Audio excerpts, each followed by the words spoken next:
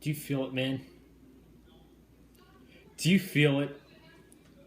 Just the excitement in the air. The vibe of this show tonight. It wasn't a great show. It was a good show, though. It was a good show tonight, but just the vibe, the excitement, the energy. Do you guys feel it? Because I do. Fyter Fest might not be a pay-per-view, but man oh man, AEW has done an excellent job doing what they can these past 5 weeks to build up for Fyter Fest, and we are in for a special show these next 2 weeks, folks. I'm telling you right now. I got legit chills when JR, Tony Schiavone, and Excalibur were going over the Fyter Fest match card for these next 2 weeks. It feels amazing. It's amazing. That card is fantastic for these next 2 weeks. And if you think otherwise, I think you're just a complete idiot and you're a WWE shill. I'm gonna say I don't care how many people I piss off. If you think that this card is not pay-per-view worthy and it's not a great card, I think you're just a complete WWE shill, and you're just saying it just to shit on AEW. As for tonight's show, good show. It was a pretty good show tonight. Nothing really special. The Lumberjack match was great. That was a great start to Dynamite. SCU versus FTR. That was amazing. That match was awesome. And then we got the ending segment with Chris Jericho and Orange Cassidy. Simple and effective. And we'll talk about everything that happened on this week's Dynamite. But before we talk about this week's AEW Dynamite, make sure you guys go check out my Monday Night Raw review from this past Monday. We got Dolph Ziggler challenging Drew McIntyre for the WWE Championship, and Sasha Banks challenging Asuka for the Raw Women's Championship. And make sure, at Extreme Rules by the way, and make sure you guys check out my top 5 favorite Undertaker matches of all time video. I'm trying to get that video up to at least 75, 80 views. So if you guys can, make sure you go check that video out. I'd really much appreciate it. And you're going to want to stay through the entire video because I got a big announcement for actually 2 videos next week on the Big Fight Field channel. So without further ado, let's review Dynamite, which started off with the Lumberjack match between Wardlow and Luchasaurus. Took notes for this match. How do we get to the ending conclusion of this match? We'll go over it right now. Match starts with the guys giving each other big elbows. Wardlow then gives a gigantic clothesline to Luchasaurus, who goes inside out. Wardlow then gives Luchasaurus a spear to the midsection after he Irish whips him to the turnbuckle. The heel, I wrote this on notes. The heel Lumberjacks were on the left, and the babyface Lumberjacks were on the right. I just felt like writing it just to tell you guys for this review tonight. After a kick to the stomach, Wardlow hits a over-the-body suplex to Luchasaurus. Very impressive stuff. Luchasaurus hits a clothesline after bouncing on the turnbuckle. Luchasaurus then hits a standing moonsault to Wardlow for a 2 count. Very athletic stuff for Luchasaurus. Luchasaurus then hits a headbutt to Wardlow. Wardlow hits a top rope superplex to Luchasaurus. That was very brutal for a very close near fall. That was when the match started to get good, in my opinion. That superplex right there changed everything in that match. That was very nice. Wardlow then hits a jumping Hurricane Rana on Luchasaurus. And then Luchasaurus It looked like to be a Spanish fly, but holy shit. Whatever Luchasaurus tried to do there was freaking sick, man. Sick stuff between Wardlow's Hurricane Rana and Luchasaurus's look to be Spanish fly. Now the two are brawling on the stage, and Wardlow hits a powerbomb on the stage. Jungle Boy gets himself involved. Wardlow shoves Jungle Boy off. Brandon Cutler. These guys are like all the way to the left of the stage, and that not the side of the commentary, but the other side. Brandon Cutler tries to break this up, and Wardlow throws him into the Lumberjacks, and then Marco Stunt jumps on Wardlow's back, and Wardlow launched Marco Stunt into the Lumberjacks. That spot was amazing. That was an amazing spot. The Marco Stunt one thrown into the Lumberjacks. But this was the spot of the match. This was the spot of the match, in my opinion. Luchasaurus, you got all the Lumberjacks standing in one area, which kind of looks stupid. It did look stupid. I hate when like the wrestlers just stand there for a few seconds just to get ready for a big spot. But Luchasaurus hits a standing front shooting star press to Wardlow and the Lumberjacks on the outside. Let me remind you, this man is 6'5", and he's doing a front standing shooting star press to the freaking Lumberjacks and Wardlow on the outside. If that doesn't tell you athleticism from Luchasaurus right there, I have no idea what does. I don't know. In the end, the MJF distracts the referee as Luchasaurus hit a choke slam on Wardlow. Wardlow hit a low blow to Luchasaurus, and Wardlow hit the F10 on Luchasaurus for the victory. Very good This was actually a great Lumberjack match, in my opinion. Lumberjack matches sometimes don't go as well, but this one was very good. Just Wardlow and Luchasaurus are two of the best big men in AEW. They proved it. Wardlow has potential to be the face of the company, in my opinion. That man is highly underrated, and Luchasaurus was very good in this matchup. After the match, it was announced for Fyter Fest that we'd be getting Wardlow and MJF teaming up to face Jungle Boy and Luchasaurus at Fyter Fest. That should be a good matchup. I'm looking forward to it. Next, this wasn't really a match, but Hikaru Shida had a squash match against Red Velvet, flying knee strike into a Falcon Arrow, and Shida won in about 5 seconds. Earlier before the match, she was getting in the face of Penelope Ford, and Ford slapped her, and the referee told Shida to get in the ring. The match ended in 5 seconds. Shida and Ford went back to brawling each other. Shida slapped Kip Sabian in the face, and Sabian was like, save it for Fyter Fest, save it for Fyter Fest. And then Sabian found out that Shida broke his sunglasses. So it looks like Shida is going to have to buy Kip Sabian a new pair of sunglasses. But decent stuff right there. Nothing special from right there. Penelope Ford versus Hikaru Shida should be good. And yeah, that was the segment. We then saw a press conference for the TNT Championship match at Fyter Fest between Jake Hager and Cody. Jake Hager had originally not shown up to the press conference, and there were reporters there.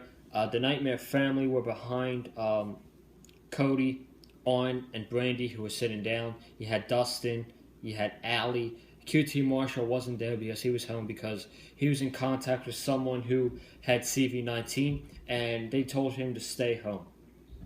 Very smart decision by AEW. But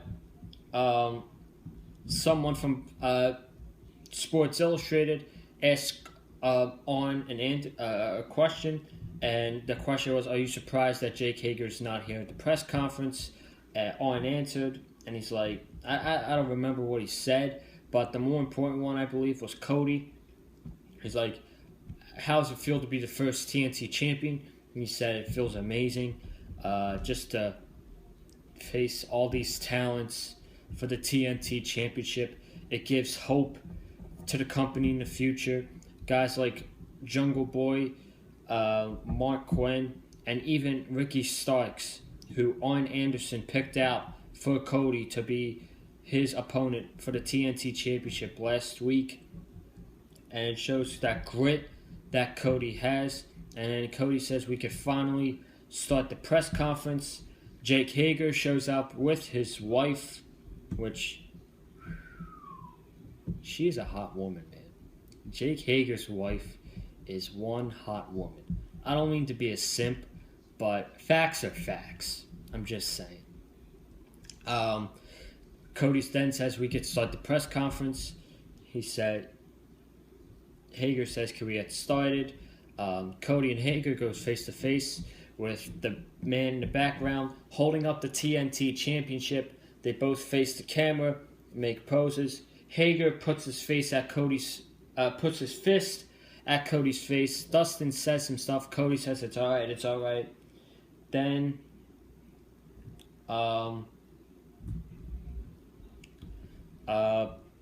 Hager's wife splashes a glass of water at Cody's face, and Hager and his wife walked off. AEW should definitely do more stuff like this in the future. It makes the match feel important. It makes it legit.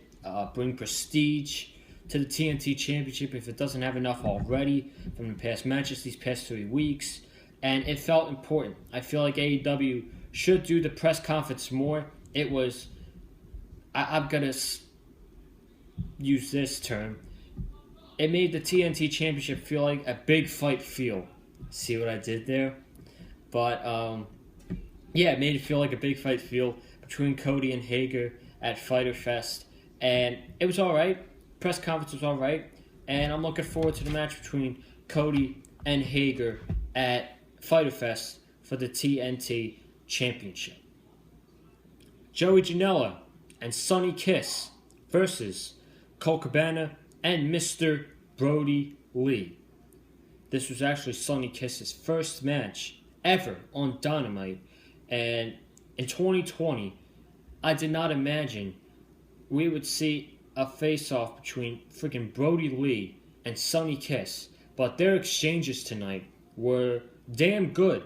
And they had really good chemistry together. And it was fine. And they worked really well together. And that I was shocked by, to be honest. A lot of people don't give Sonny Kiss credit. Maybe because of his gender and what he is, what he stands for. But, you know, Sonny Kiss is underrated. And I'm glad that he got the spotlight that he did tonight. Tag team match was decent. Nothing really special here. Brody Lee took out Sonny Kiss with a super kick to the face at the end. Then Brody hit a discus clothesline to Joey Janela, and Brody Lee told Cabana, he gave Cabana the right to cover Janela, and Colt Cabana pinned Joey Janela for Colt and Brody to win the match. Decent tag team match, nothing special. It was okay, but yeah, Brody Lee and the Colt Cabana storyline, it has me intrigued a little bit. It really does, and I'm excited to see where it goes next. I'm sure we know where it goes next, which I'll talk about later. But after the match, Murder Hawk, Lance Archer, brutally attacks Sonny Kiss, and then Joey Janela throws a chair at Lance Archer. Archer denies it, and he hits Janela, and Jake Roberts is trying to back him up. He said, "That's enough. You knocked him out already." And that was that. So, solid stuff for the match. Lance Archer versus Janela is confirmed for Fyter Fest. I guess that's just to get Lance Archer back on track after his loss against Cody at Double or Nothing. We go from one tag team match to another. This match was great. SCU, Frankie Kazarian, and Christopher Daniels versus FTR, Dax Harwood and Cash Wheeler, who came out in their old school vibe truck for this match. Wheeler and Kazarian start with a lockup. Harwood then comes in and does a lot of mat work to Frankie Kazarian. Daniels tags in and drop kicks to Cash Wheeler. Daniels misses a drop kick with Harwood holding back Wheeler. Great tag team. That's great. Looking out for your partner there, I guess. Both teams get in each other's faces, and all men are brawling, and they all fall to the outside. Back from break, Kazarian gives Wheeler a body slam in the mat. Daniels and Harwood then both tag in. Harwood hits a series of suplexes.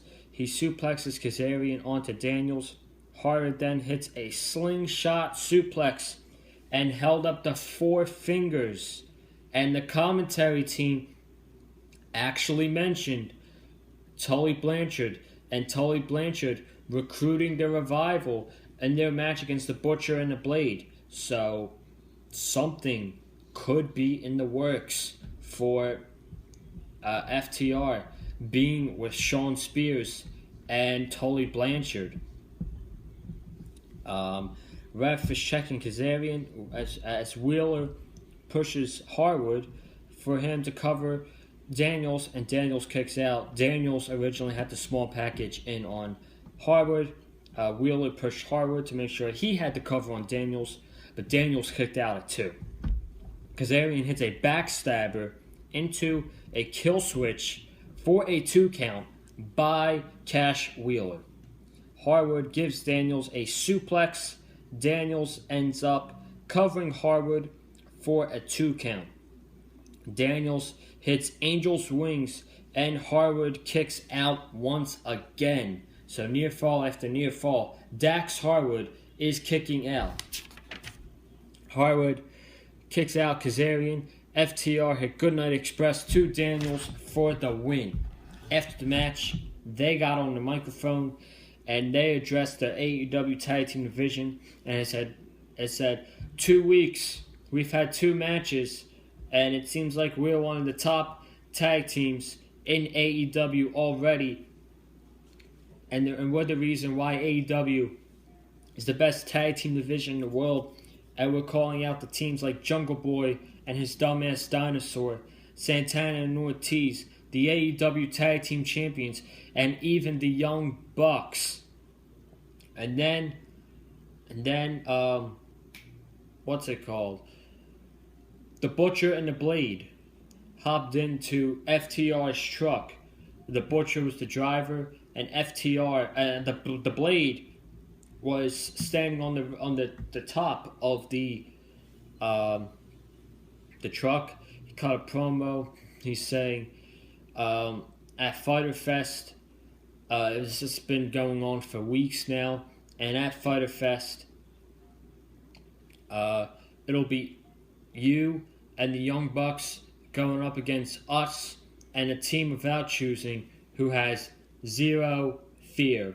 So they turned around, and it's Pentagon and Phoenix. They face off. They go Cerro, Miedo, and they get at it with FTR.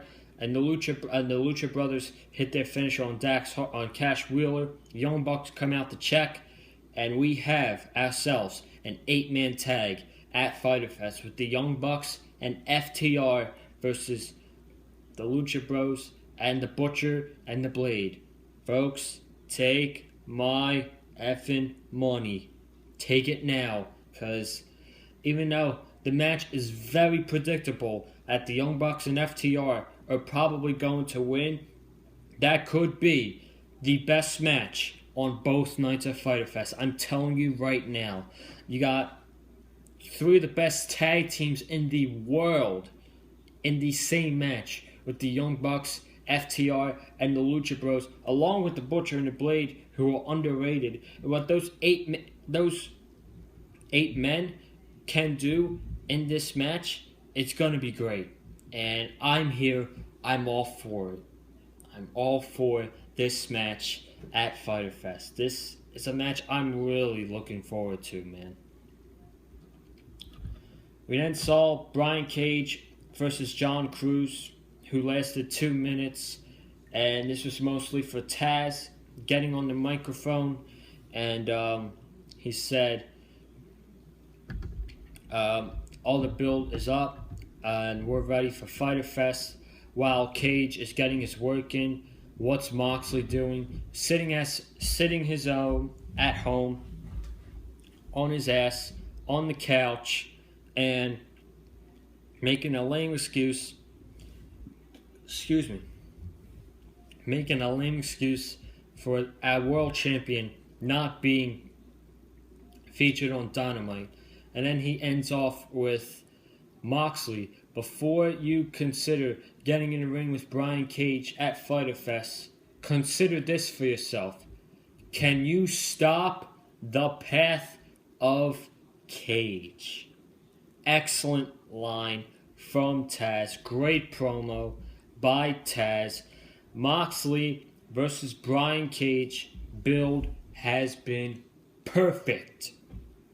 It's been absolutely perfect, in my opinion. You can't tell me otherwise. And it's the match I'm looking forward to the most at Fyter Fest. And we knew tonight that it's going to main event Fyter Fest as a whole. So, speaking of Fyter Fest as a whole, we got more matches announced for Fyter Fest. We actually got what matches are going to happen on night 1 and what matches are going to happen on night 2. Night 1, Fyter Fest. You're going to get Luchasaurus and Jungle Boy, Jurassic Express versus MJF and Wardlow. Private Party versus Santana and Ortiz. Penelope Ford versus Hikaru Shida for the AEW Women's Championship. You're going to get Cody and Jake Hager for the TNT Championship. And I believe the main event of Night 1 Fyter Fest is going to be the Best Friends versus Kenny Omega and Adam Hangman Page for the AEW Tag Team Championships. So that is Night 1. Night 2 for Fyter Fest. We're going to get SCU versus Brody Lee and Colt Cabana. This actually makes a ton of sense because SCU was feuding with the Dark Order, and on Brody Lee's first night, he took out SCU. Colt Cabana didn't seem all too pleased with what was going on, but we're getting it anyway. They announced it as the entire SCU versus Brody Lee, Colt Cabana, and Stu Grayson. So Evil Uno, I believe, is sitting this one out. We then got the announcement of Joey Janela versus Murderhawk Lance Archer. Nyla Rose is going to be in action at Fyter Fest. Young Bucks teaming up with FTR to face off the Butcher and the Blade and the Lucha Brothers. Again, that could be the best match on the entirety of Fyter Fest. Chris Jericho versus freshly squeezed Orange Cassidy. And in the main event of Fyter Fest for the World Championship, Brian Cage versus Jon Moxley. Fyter Fest has a pay-per-view feel, folks. Pay-per-view feel. Let's talk about Santana versus Matt Hardy. Before the match, Neo 1 flew out during Matt Hardy's entrance. I don't know what that was all about, but here we go. Santana gives Hardy a few forearms, and Hardy dumps Santana over the top. Then on the outside, Hardy throws Santana into the barricade and bites his fingers. Ortiz then traps Hardy's leg, and Santana gives him a forearm. Back from break, Santana counters the side effect from Hardy. We're going to jump forward a little bit later on. Hardy pounds Santana's head to the turnbuckle. Santana then gets caught in a side effect, and Santana kicked out at 1. Then Hardy hit the side effect again, and Santana kicked out at 2. Santana hits a fisherman's carry. Hardy reverses into a roll-up, and Matt Hardy wins the match. After the match, Ortiz and Santana attacked Matt Hardy and hit their finisher on Matt Hardy, and then Private Party came out to make sure Matt Hardy was okay. Nothing really special here. This was just a match at the end of the day. It wasn't really that great. Not that good. It wasn't bad either. It was okay. That's really it. That was just a match for a match, in my opinion. The last segment we had on this show is the face-off between Chris Jericho and Orange Cassidy. Jericho got on the microphone and he said, "Have you ever heard chicken who crosses the other side of the road? The chicken who crosses the other side of the road." And Chris Jericho thinks of Orange Cassidy when he says that. He can't help but feel disgusted when he looks at Orange Cassidy because he thinks he's dumb and he's stupid. Classic Jericho right there. He then says when he saw Orange Cassidy matches at first, he thought he was an embarrassment to pro wrestling and his matches sucked. Yeah, that's what other people in the community thought too, because he's AEW and the show's got like everything but AEW. And they're like, oh, Orange Cassidy sucks.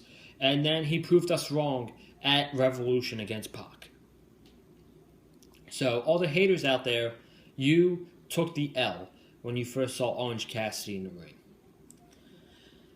He then said when Tony Khan signed him to a contract and he signed with All Elite Wrestling, he immediately called Tony Khan, the Bucks, Kenny, and Cody, "Why did you sign this guy?" And they all said the same reason. The fans love him. The fans love him. Indeed we do love Mr. Freshly Squeezed. And then he complimented Cassidy. And he said, "You're different from everybody else." And the late great Brian Pillman said, to make it to the big leagues, you have to be different. And Orange Cassidy has made it to the big leagues. And Orange Cassidy is different. What makes him stand out is he's himself. And that is true at the end of the day. And then Jericho says, "But if you put your hands in your pocket and you start kicking me in the shins, you're really going to get me pissed off."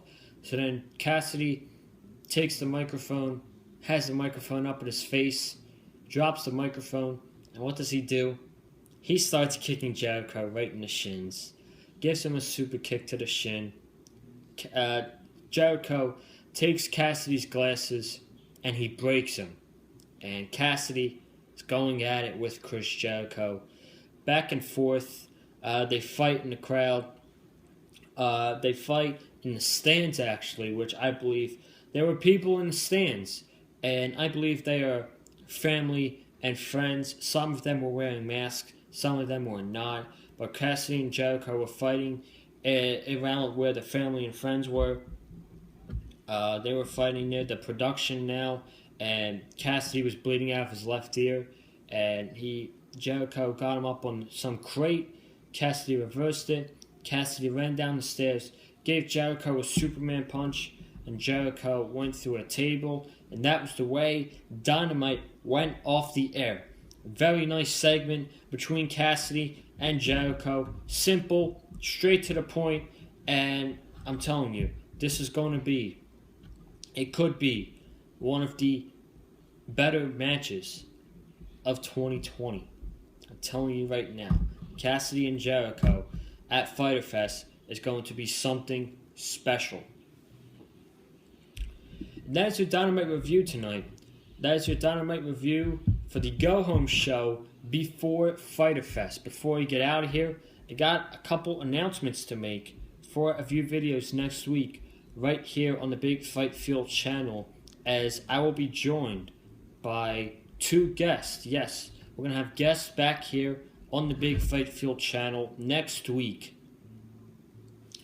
And for the first one, for Monday Night Raw, I'm going to be joined from a good friend on Twitter, Tim Stiefvater, for the Monday Night Raw review. So me and Tim, we're going to be reviewing Monday Night Raw next week right here on the Big Fight Field channel. And then Wednesday, for your Night 1 Fyter Fest review, I'm going to be joined from another good friend over on Twitter, very passionate wrestling fan, loves AEW. His name is Sammy Kalaf. Very excited to be doing a review with him next week for Night 1 of Fyter Fest. So next Monday for Raw review, we're going to have Tim Stiefvater. I really apologize if I said that wrong. I totally hate myself for that. And then I'm going to be joined by Sammy Kalaf next Wednesday for the Fyter Fest Night 1 review. And that is it. That is it for the review tonight. Thank you guys for watching this video. If you have not already, subscribe right here on the Big Fight Field channel. We got some more content coming up for you guys this week. NXT review will be up tomorrow on the Big Fight Field channel. I'm actually going to go watch that after I upload this video tonight. Comment down below what you thought of tonight's episode of Dynamite. Like I said, it was very good. Not great, but a very good episode of Dynamite tonight. Like this video if you enjoyed this Dynamite review tonight. Follow me on Twitter at Conlon_Joseph and Instagram as well at Conlon_Joseph. And make sure you go follow Eddie on Twitter at EddieMoans515. And I will see you guys tomorrow for your NXT review right here on the Big Fight Field channel. Have a good night. Stay safe.